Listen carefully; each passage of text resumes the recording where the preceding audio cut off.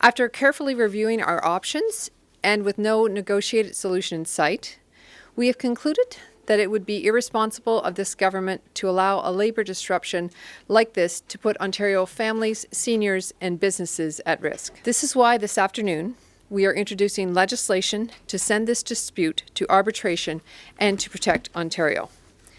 If passed, this legislation will prohibit and require the termination of any strikes or lockouts between OPG and the Power Workers Union for this current round of bargaining.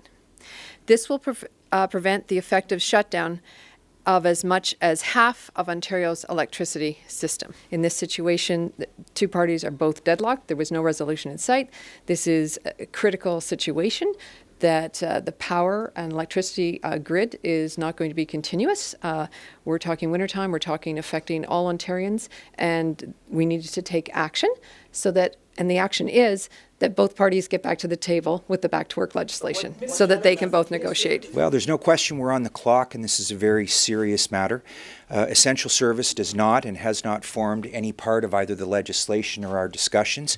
We're focused on creating a fair mechanism through arbitration as a result of this legislation to make sure that Ontario's electricity supply continues uninterrupted.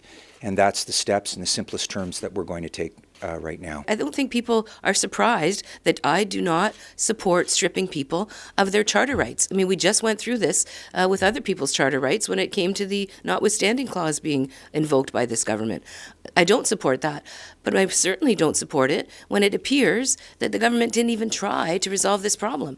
In fact, they threatened the back to work legislation before the strike had even begun. In other words, throwing up their hands and saying, we have no desire whatsoever as a government to use any tools that we have at hand to try to force a settlement, or to try to get a settlement rather, to try to get the OPG to perhaps relook at its offer, to have the government perhaps intervene in the process and ensure that arbitration, for example, took place. None of these things occurred, and instead they went straight to the biggest hammer available, which is back to work legislation. So again, they're going to get their legislation this week. It'll pass by Thursday. There will be no rolling blackouts through Christmas. People will have lights on their trees, but what they will still have is a premier that makes things up on the fly and that tries to scaremonger folks just as they're wrapping their Christmas gifts and putting under the tree.